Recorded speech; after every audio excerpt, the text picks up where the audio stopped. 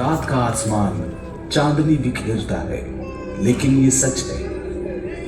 कारण हजारों थे, अलग अलग, लेकिन इन टक्करों से ही धरती पर जीवन पनप सका। आघात ने धरती की धुरी को झुका दिया, जिससे ऋतु परिवर्तन हुए। चंद्रमा के गुरुत्वाकर्षण के कारण ज्वार भाटा बना। तब से लेकर आज तक हमारे सौर मंडल में ठहराव आया है। अब दूसरे ग्रह से पृथ्वी के टकराने का डर नहीं है, लेकिन दूसरे टक्कर हमें रोज प्रभावित करते हैं। कुछ खास टक्करों में शामिल है हमारा सूर्य भी। फिक्र न करें, इतनी जल्दी धरती जाकर सूरज से टकराने वाली नहीं है। हमारा परिक्रमा पथ नियंत्रित है और अरबों सालों तक ऐसा ही रहना चाहिए। लेकिन धरती पर हर जीवन निर्भर है सूर्य में होने वाली टक्करों पर।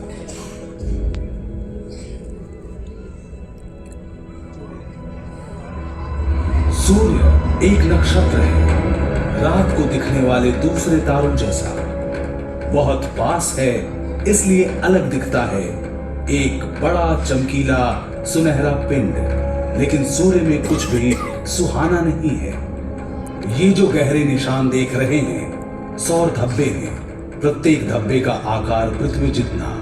सौर धब्बे का रंग गहरा दिखता है क्योंकि सूरज पर यह सबसे ठंडे स्थान है। तापमान 4400 डिग्री सेंटीग्रेड। बाकी का सूर्य तो और भी गर्म है। दूसरे नक्षत्रों की तरह सूर्य की ऊर्जा भी सूक्ष्म कणों यानी प्रोटॉन के टकराव से निकलती है। हर सेकंड सूर्य में असंख्य प्रोटॉन टकराते और बुझते रहते हैं, जिससे असीमित परिमाण में ऊर्जा निकलती है। अधिकतर ऊर्जा सूर्य को प्रकाशवान बनाती है। इनमें से कुछ के कारण सूर्य की सतह पर चार्ज कणों की निरंतर धारा बहती है, जिसे सौर पवन कहते हैं, और जो करोड़ों मील प्रति घंटे की रफ्तार से सौर मंडल में निकलती है। या कम अंतराल और तीव्र गति वाली सौर आंधी जो कणों को महाकाश में उड़ा देती है। अभी हम नासा के उपग्रह द्वारा खींची गई सौर आंधी की सच्ची तस्वीरें देख रहे हैं। उसे स्थिर देखा। सौर आंधी का बादल उपग्रह से टकराया और चित्र लेने वाले उपकरण पर छा गया।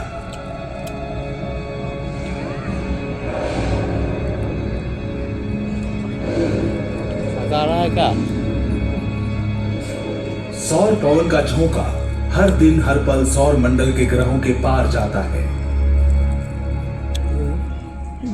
ये इतना शक्तिशाली है कि इसका संपर्क हमारे वातावरण की ऊपरी सतह को उड़ा ले जाए, अधिकांश पानी सोख ले और धरती पर जीवन का विकास परिवर्तित हो जाए। लेकिन खुशकिस्मती से धरती की सुरक्षा करता है एक अदृश्य कुदरती कवच। अभी आप जो देख रहे हैं वो पृथ्वी के चुंबकीय क्षेत्र का काल्पनिक चित्र है। धरती के लौ अंतर्भाग के कारण हमारी धरती विशाल चुंबक की भांति काम करती है। कुछ चीजों को आकर्षित, कुछ को विकर्षित करती है। ये कवच सौर पवन से धरती को बचाता है। लेकिन कुछ कण इस चुंबकीय बाधा को पार कर जाते हैं और पहुंच जाते हैं उत्तरी तथा दक्षिणी ध्रुवों पर। परिणाम देखने लायक होता है। शानदार जगमगाते रंगीन पर्दे, इसे कहते हैं ध्रुवीय ज्योति। सौर पवन और सौर आंधी से निकले आवेशित कण जब धरती के ऊपरी वातावरण से टकराते हैं, तब वातावरण में मौजूद गैस आलोकित हो उठते हैं। यह है इंटरनेशनल स्पेस स्टेशन, जो 400 किलोमीटर की ऊंचाई से धरती की निचली कक्षा में परिक्रमा करता है। महाकाश में जाकर ध्रुवीय ज्योति को देखने वाले कम ही हैं।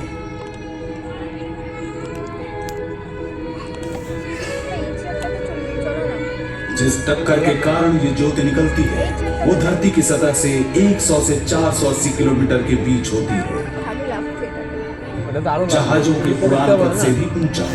यही कभी कभी नॉर्थ साउथ पोल पे दिखता है, पिंक कलर का पूरा बादल है। अरोरा हमारी धरती का सबसे अनोखा प्रकाश देखते पाबो ना, ওটা পিছনে যেটা দেখতে পারো ওর জন্য তো মনে হচ্ছে তোমার।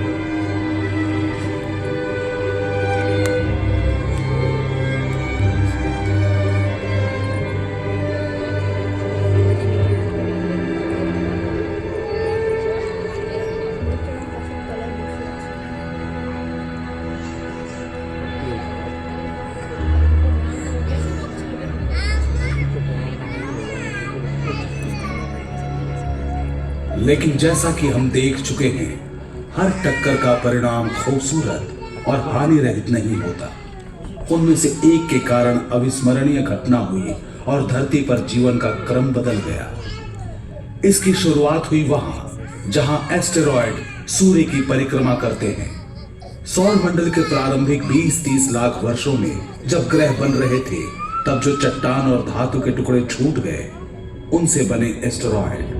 ज्यादातर एस्टेरॉयड दिखाई देने वाले कक्ष में घूमते हैं जो स्थित है मंगल और बृहस्पति के बीच। कुछ और भी करीब हो सकते हैं।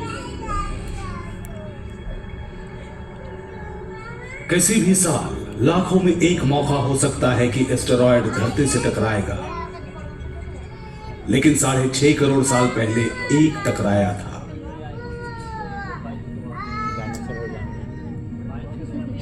यह लगभग 12 किलोमीटर चौड़ा था, 65,000 किलोमीटर प्रति घंटे की रफ्तार से बढ़ रहा था सीधा पृथ्वी की ओर। लेकिन हम जिसे जानते हैं, तब पृथ्वी ऐसी नहीं थी। मनुष्यों के अस्तित्व में आने से बहुत पहले, जब विशालकाय डायनासोर्स घुमा करते थे यहाँ, उनके दुर्भाग्य से सब बदलने वाला था।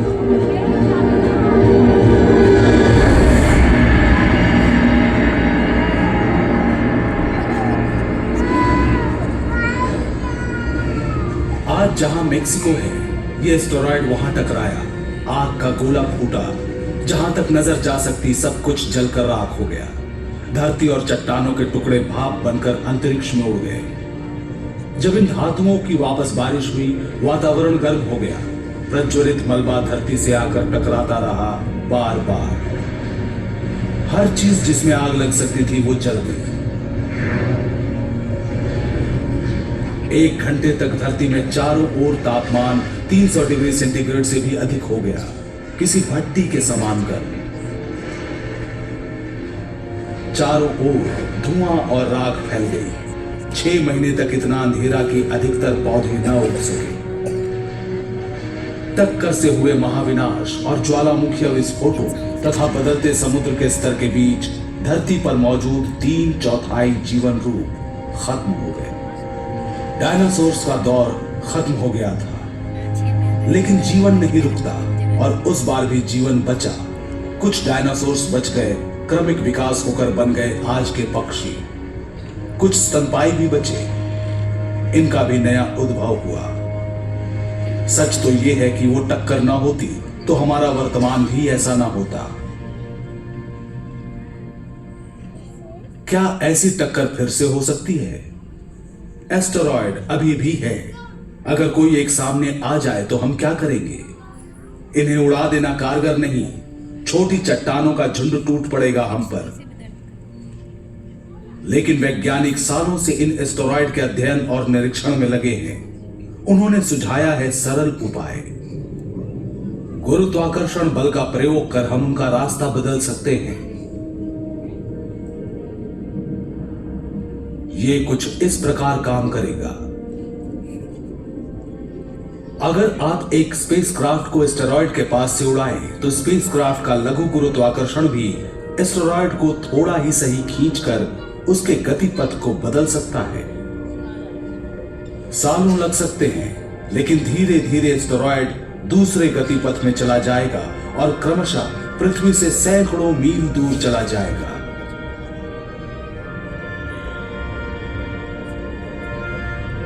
कुछ 100 मील की दूरी भी काफी नहीं है,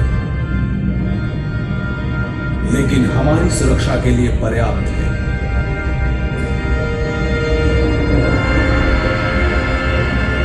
आज ये सिर्फ एक सोच है, लेकिन सही लगती है। वैज्ञानिक कहते हैं हमारे लिए यही सर्वश्रेष्ठ उपाय है। किसी दिन आप में से कोई एक और बेहतर उपाय सोच लेगा, जो महाकाश के इन अजूबों से धरती की सुरक्षा कर पाएगा। हम जानते हैं कि एक टक्कर से चंद्रमा का जन्म हुआ और वो टक्कर आज हर रोज सूर्य को ईंधन देता है। हमने देखा टक्कर ने डायनासोर्स को खत्म कर दिया। हमने सीखा हम कैसे गुरुत्वाकर्षण के प्रयोग से अपना भविष्य सुरक्षित कर सकते हैं।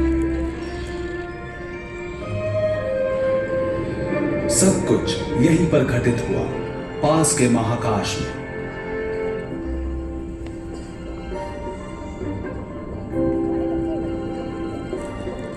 लेकिन बाकी ब्रह्मांड का क्या और भविष्य का क्या? महाकाशीय टक्करों का क्या असर होगा हम पर?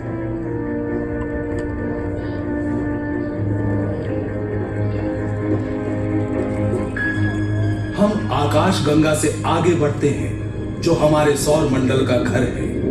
ये आकाश गंगा हजारों अरबों नक्षत्रों और खरबों दूसरे ग्रहों का, साथ साथ गैस और धूल के विशाल समूहों का भी घर है। गैलेक्सी के नक्षत्र एक दूसरे से इतनी दूर हैं कि टकराने की संभावना न्यूनतम है, लेकिन अपवाद तो होते ही हैं। चलिए हमारी गैलेक्सी के मुहाने पर पल भर ठहरते हैं।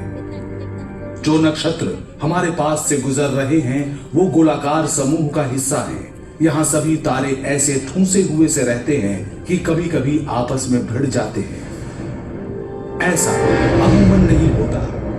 यहाँ भी लाखों वर्षों में एक बार ऐसा होता है।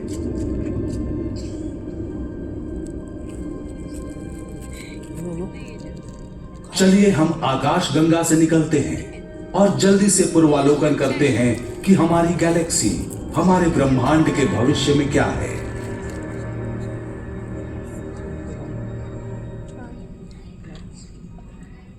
भविष्य में अरबों वर्ष आगे आ गए हैं हम, पृथ्वी से 5 लाख प्रकाश वर्ष दूर। देखिए आकाश गंगा पड़ोस की गैलेक्सी एंड्रोमेडा से टकराने वाली है।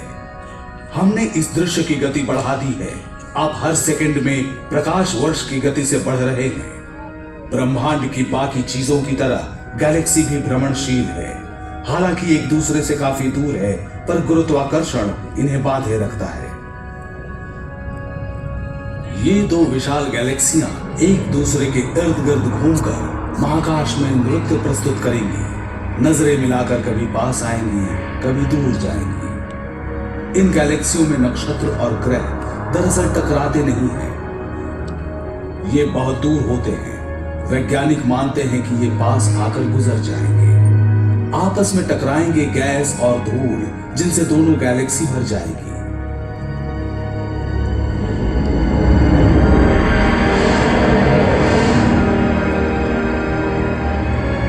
और इन टक्करों के कारण जन्मेंगे अनगिनत नक्षत्र और ग्रह। होगा ये कि आज से अरबों वर्ष बाद आकाश गंगा और एंड्रोमेडा मिलकर नई विशाल गैलेक्सी बन जाएंगी। गैलेक्सी की टक्करें उनके जीवन की सामान्य बात है। सच तो यह है कि हमारी गैलेक्सी भी दूसरी छोटी गैलेक्सियों की टक्कर से बनी है। इन टक्करों के बिना आकाश गंगा का अस्तित्व नहीं होता और शायद हम भी नहीं होते।